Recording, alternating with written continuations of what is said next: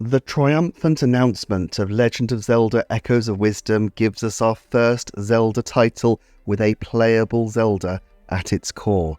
But could this be a first foot in the water towards having a fully playable Zelda in a new 3D title? If we look at the recent history of 2D Zeldas, they have often been used very strategically. A Link Between Worlds introduced the concept that dungeons could be tackled in any order, and introduced the kind of openness that, a mere 3.5 years later, would come to revolutionize the Zelda concept in Breath of the Wild. In many ways, A Link Between Worlds should get more credit than it does, and it seems clear to me that the team wanted to use a low-risk 2D game to get their heads around what that kind of freedom would really feel like to play and to program, just as they used the remake of Wind Waker to start thinking more about open mechanics. But this is not the only time the Zelda team have used 2D games as a toe poked into a new pool of Hylian possibility. Look at Triforce Heroes, which brought back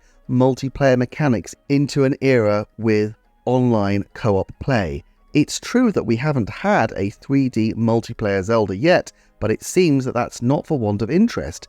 In 2016, Eiji Aonuma was quoted as follows: "I would like to take what I learned from Breath of the Wild and see if we can somehow fuse those learning points into another multiplayer Zelda. For example, with Triforce Heroes, which followed a similar format of 4 swords, there was a multiplayer involved in that game. That's definitely a possibility, and we will continue to experiment throughout the Zelda franchise." I think the key term here is throughout the Zelda franchise.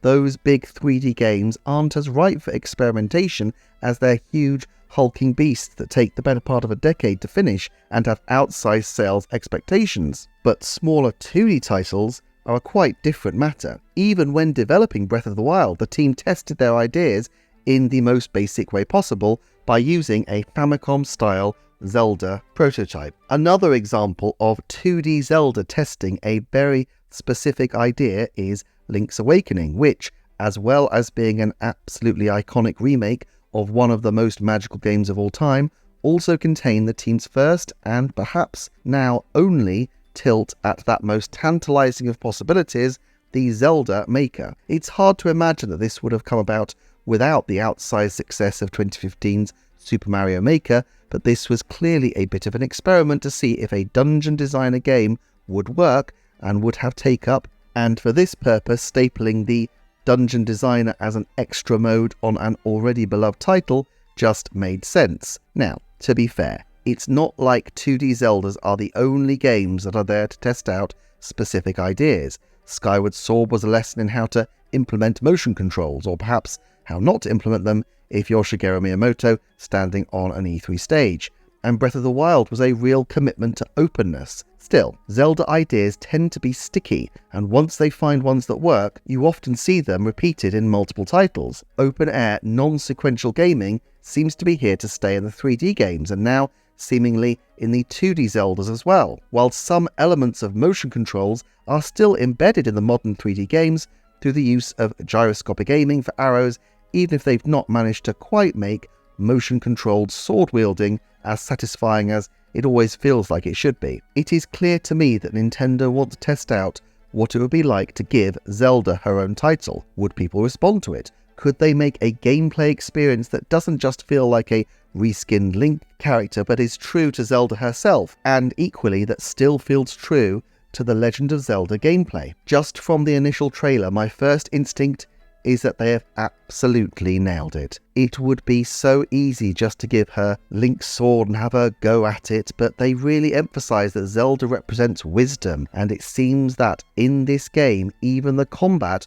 represents a kind of puzzle, as you need to figure out how to deploy your echoes strategically. And I think we should not lose sight of what an absolutely incredible feat of design work this is. If they stick the landing, and frankly if the game is even a fraction as good as it looks, it will be something rare and perhaps unprecedented in gaming. Gaming is awash with damsel characters who have been retrofitted as action heroes, but to me, the likes of Princess Peach and Amy Rose are just never as compelling as characters, female or otherwise, created with playability in mind from the start. I could absolutely see future 2D games focusing in on Zelda in this way, even without the echo mechanic, because you could imagine that there are other magical strategies they could deploy to make Zelda feel like a compelling character to play. But here is the problem for Nintendo if they want to take playable Zelda forward in 2D, let alone into the brave new world of 3D. It is unlikely that they will want to reuse the exact same mechanics each time. Not impossible, and I wouldn't bet against them iterating on the concept of echo mechanics, just like they iterated on Magnesis to make Ultra Hand, but all the same, Nintendo likes to have each game stand alone mechanically. Just casting Zelda as the lead in the game does not, in and of itself, make her the kind of viable, all-purpose character that Link has always been going forward. Even if they did Ganondorf as a playable character, you could imagine that as a gameplay proposition, a heavier, faster, more aggressive version of Link, but Zelda's focus on wisdom and magic defies easy characterization. Is she like Sheik? Like Tetra?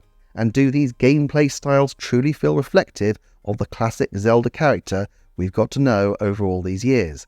Still, while this is a challenge for developers, I don't think it is an insurmountable one. Link has often had very specific powers which were not tied to his famed skills as a swordman. The Sheikah Slate and the Ultra Hand abilities could easily have been grafted onto Zelda, just as they were added onto Link. I even think it's possible to do something like this in a way that would be non-intrusive as far as the story goes. For example, I almost wonder whether we could see a mechanic where Zelda and Link are in some way fused, so that the player can switch between playing as one or the other, but both at the same time would be impossible, a curse that would prove to be both the core mechanic of the game and also the key challenge that the timeless hero and Hylian princess have to overcome. Another possibility, of course, is that they take a leaf out of both Triforce Heroes and Echoes of Wisdom and go with a multiplayer game mode where instead of having bizarre Link clones running around, players can choose between Link and Zelda. This would definitely thrill the marketing department at Nintendo.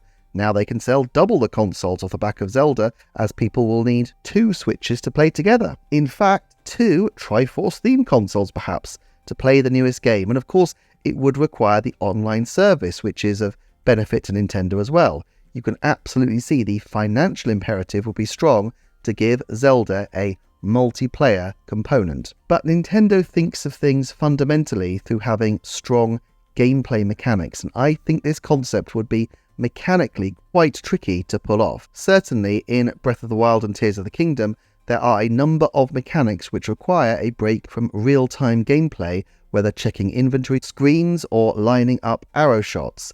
These work beautifully in a one-player game, but would be almost impossible to juggle with a second player whose game would be constantly frozen. Of course, you could adapt the game so that inventory management needed to be done in real time, but this has risks too. For one thing, a one-player mode would be tricky. For another, with so many screens to go through, this could easily be more frustrating than rewarding for players if they're punished not because of combat skills, but because they fumbled the buttons in the item screen, which leads to Zelda being a game option as a single-player mode instead of Link, or indeed alongside him. Could we see the next Zelda game with straight-up playable Zelda? I don't think I'd really care for a Witcher 3 style side mode where you randomly switch characters in the middle of the action.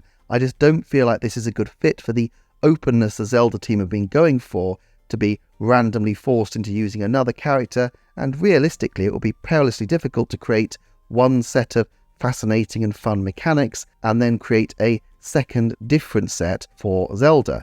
Inevitably, the secondary character would feel less fun to play, or else the mechanics would just seem incredibly similar. So could they just go the whole hog and axe Link for a second consecutive original game? Unless, of course, they manage another 2D game in the meantime before the next 3D Zelda. Is Echoes of Wisdom to the next Zelda what A Link Between Worlds was to Breath of the Wild? The proof of concept of a much larger and more ambitious evolution in the series. I don't think they will axe Link at this time though. My hunch is that whenever the next 3D Zelda is released, and it probably won't be until 2029 or 2030 at least, we will still have Link as the key figure in the world. Sword fighting and archery and short combat are such key parts of the game, and it will be very tricky for Zelda as a character to replicate that. The risks of going what will be more than a decade without some kind of classic sword-swinging action wouldn't just feel like a grievous blow to fans who like that sort of action, but would also be a huge risk to the game's popular appeal, as, quite frankly, whacking a sword around is much more readily understood as a gameplay mechanic even than Zelda's echo power, brilliant though it doubtless is. Also, I suspect the forthcoming feature film will have some kind of impact on their thinking, however subtle. Yes, they want Zelda as the title character to have a lot to do and to be able to sell games and merchandise off the back of her character specifically, but on the other hand, you also want Link to continue to be the face of the franchise. Still, I definitely think the odds of a Zelda-focused game are much improved by the Echoes of Wisdom announcement, and even in the 3D space, I would put it at 30% that the next mainline 3D Zelda will have Zelda playable in the overworld, as opposed to notionally controlling Zelda in some minigame or other. And while it's outside the scope of the forecasting windows I use, I suspect a Zelda-led 3D title will follow one day, even if it's not the next 3D title. Of course,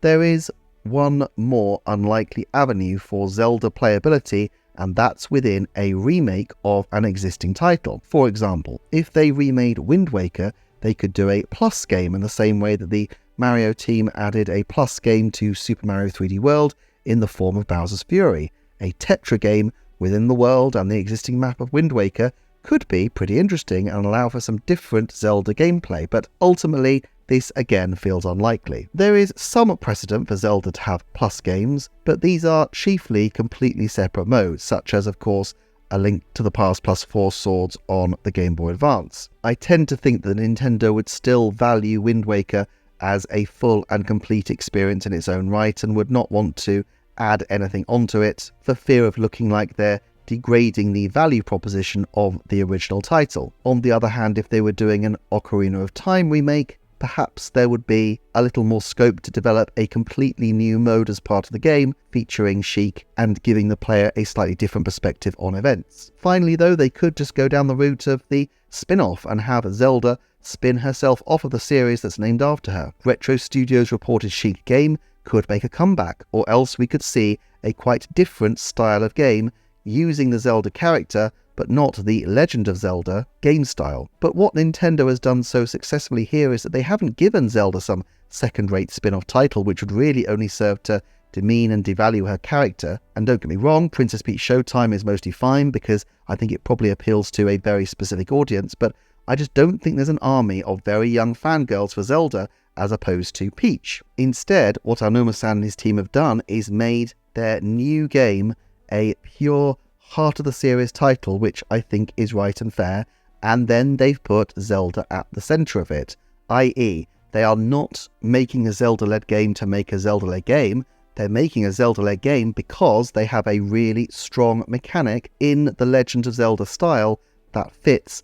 having Zelda as opposed to Link as the playable character. Still though, having done that once, the potential therefore remains for them to try and spin Zelda off in other ways. Therefore, I give it a 30% chance that there will be another new playable Zelda title with Zelda unambiguously in the lead role before the end of 2028. Obviously, to add clarity to this forecast, if there's another Hyrule Warriors title, Zelda would be in it, but possibly not in the lead role most of the time. But what do you think? Please let me know down in the comments and subscribe for more content, particularly on Zelda over the next coming weeks. I will see you soon then for another Nintendo Forecast.